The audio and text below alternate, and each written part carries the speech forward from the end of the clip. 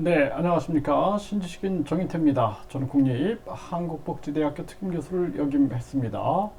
네, 윤 대통령 출근길 문답 중단, 소통 용산 강조하더니 이참에 청와대로 들어가라. 이 주제로 말씀을 드리겠습니다. 네, 지금 속보다 해갖고 윤 대통령 도어 스태핑, 출근길 문답이죠. 네, 중단했다. 대통령실 현관 로비 사이에 가벽을 설치했다라는 것입니다. 윤 대통령 출근 모습도 볼 수 없게. 네, 이게 참 안타까운 일이 아닐 수가 없습니다. 네, 그래서 이 홍준표는 윤 대통령 도어 스태핑 중단은 참 잘한 결정이다 이런 얘기를 하고 있는데 청와대에서 왜 나온 거예요? 청와대에서 청와대에서 소통 위에 용산 왔다더니 이런 국민들의 목소리들이 나오죠. 네, 그래서 윤석열 표 소통 어디로 용산 시대 상징 사라졌다. 그 왜 나온 겁니까? 그러면 청와대로 들어가야죠. 네, 그래서 소통도 중요하고 이렇게 출근길 문답한다 이렇게 설치더니 이제 아무것도 없는 거 아닙니까? 그 청와대로 다시 들어가고 그동안 이전 비용은 국힘당이 책임을 지세요.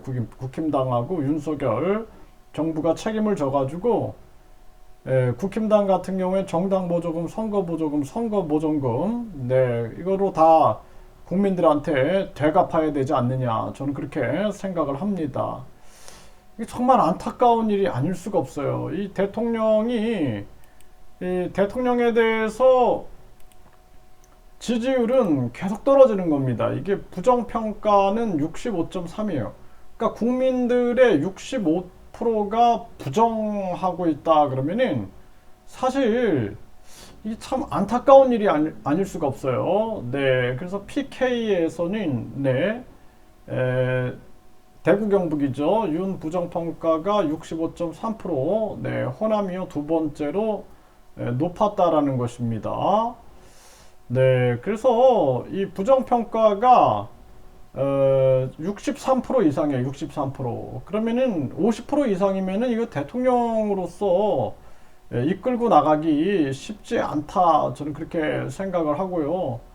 대구 경북이 지금 보니까 65.3%, 65.3%가 부정이고 광주 전라에서는 84.7%가 부정이다라는 것입니다. 참 안타까운 일이 아닐 수가 없어요. 이 대구 경북에서도 65.3%면은 이 대통령으로서의 역할을 해나가기가 쉽지 않지 않느냐 이렇게 생각이 들고요. 정말 준비되지 않은 대통령, 졸속 대통령이라고밖에 볼 수가 없습니다.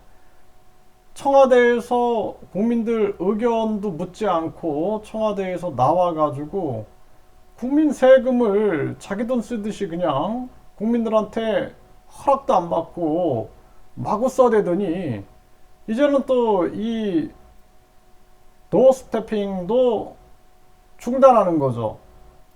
왜 용산으로 왔습니까? 그리고 그 MBC 관련해서도 본인이 말 실수를 했으면 사과하면 되는 겁니다. 사과하면 국민들이 이해할 수 있겠죠.